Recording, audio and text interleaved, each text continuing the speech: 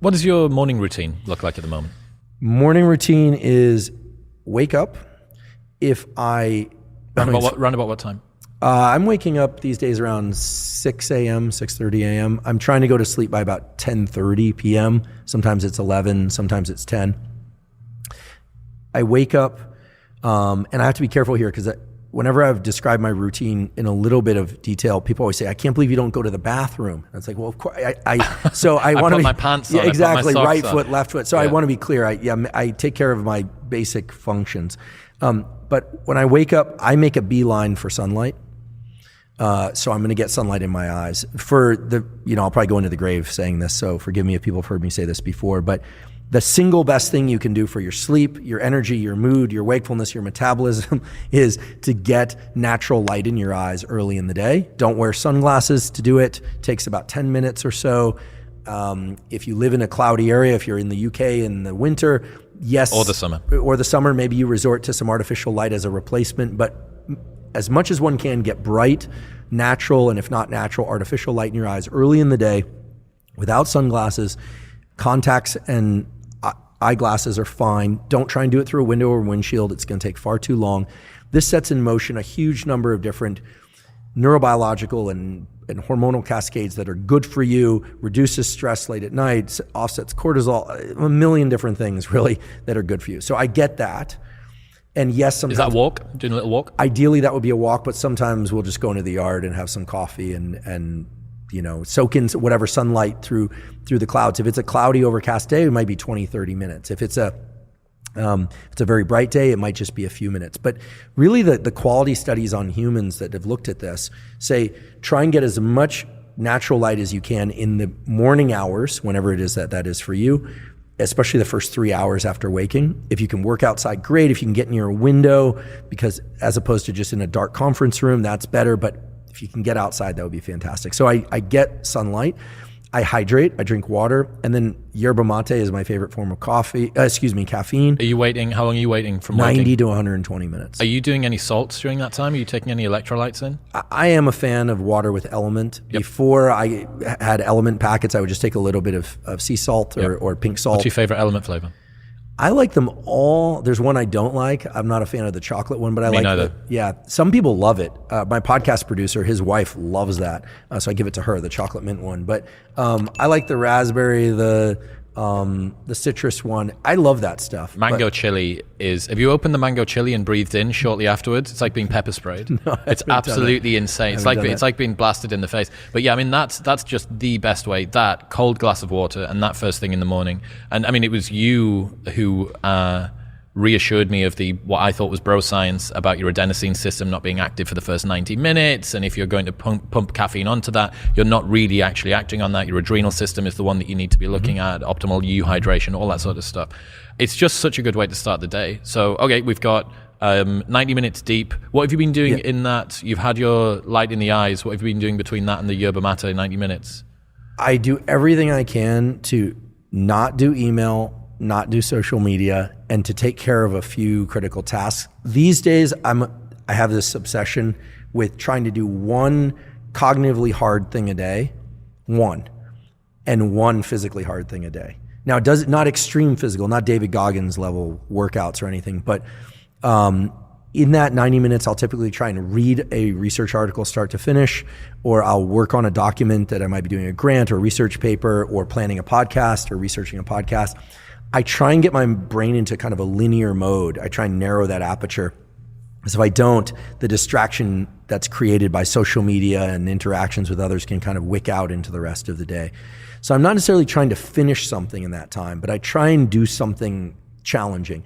I experience great pleasure from battling through something mentally challenging. But that's something that I built up since my university years when I was about 19 or so, got serious about school and really started to experience the deep pleasure of like, I figured that out, or like, that was really tough.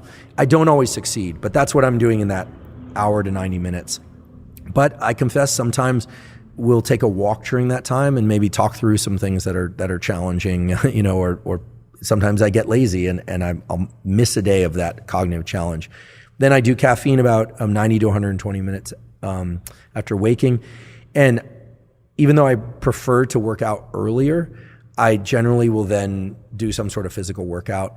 I have a very consistent routine. I've done it for 30 years where I weight train for 45 or minutes to an hour every other day.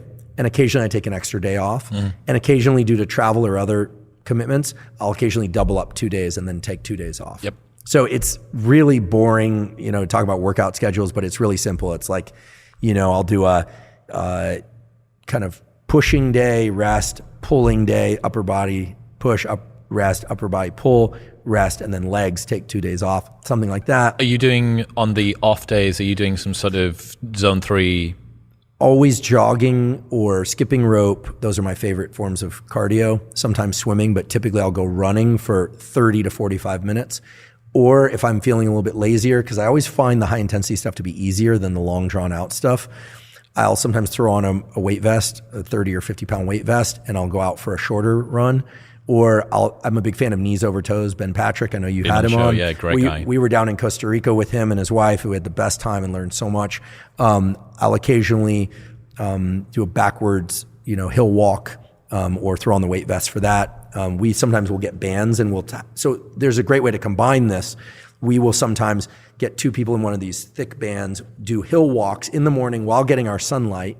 Yeah. But that I don't really consider a workout. I consider that just kind of rehabilitative movement. So on the off days, I'm doing cardio, and sometimes that's in the morning, sometimes that's in the evening. I do not like to weight train in the second half of the day because I like to be really caffeinated when I weight train. I like to listen to loud, fast music. Most of the time, not always. I keep my phone out or off for most workouts. Podcasts maybe if I'm running, but I really try hard when I'm working out to just focus on the workout. And those workouts, the weight training workouts, are always 10 minutes or so of warm up and then no more than 40 to 50 minutes of really hard work. If I do train hard any longer, I don't recover enough to be able to come in a few days later. And when I train that way, I generally make pretty consistent progress. And you're taking yourself up until, what's that, probably maybe 10, 30, 11 a.m., something like that now? Yeah, and then I'll eat my first real meal. Now, occasionally I'll wake up really hungry if I didn't eat that well the night before. Yeah. But typically after I train, I'll eat. I like oatmeal after I train. Oatmeal, fruit, some fish oil, protein drink, and then maybe 90 to 120 minutes after that, I'll have a real lunch. My lunch is pretty much the biggest meal of the day. If I have my way, it'll be a steak, a salad, maybe a little more starch, although I sort of got it earlier. Yep. Brazil nuts. That meal sometimes can extend longer and longer. I love to eat. A feeding fast, I love to eat. Yeah. So I'll eat, and then I confess I usually will work a little bit more for about 30 minutes or an hour, typically email, and then I'll take a 10 to 30 minute yoga nidra nap or a nap, and then come back refreshed. I really struggle with the naps, man. I come back after that and my emotions are all over the place. I'm disoriented. Maybe it's because I struggle to fall asleep super quickly, and therefore I'm extending that period out for a little bit longer than I need. I probably need to try the yoga nidra thing, but for me, I'm absolutely all over if I do that. I wake up and I don't know what day it is, and my emotions always feel a little bit out of whack as well. I wake up grumpy from naps sometimes, I'm told. Okay. There are a few times when I've woken up just really angry. I have no idea what that's about. I don't know any of the neurochemistry associated with that. Sometimes I wake up from naps, it's really pleasant. I'll occasionally do, if the nap is early enough in the day, afterwards I'll have a nice double espresso and get back into work. That's the hardest part of the day, actually. If I was well structured in the early part of the day, it's that 2 or 3 p.m. The key is then to try and get something really useful done cognitively again. So some people might look at this and say, wait, you're working for an hour in the morning and 30 minutes here and an hour in the afternoon. When are you actually working? But it's really about the depth of the trench when you're working. And so if I'm going to drop into something again for a few hours in the afternoon, I'm really going to drop into it. And that's typically phone off and out of the room. And my goal is to get to the evening time so that I can do the things that I want.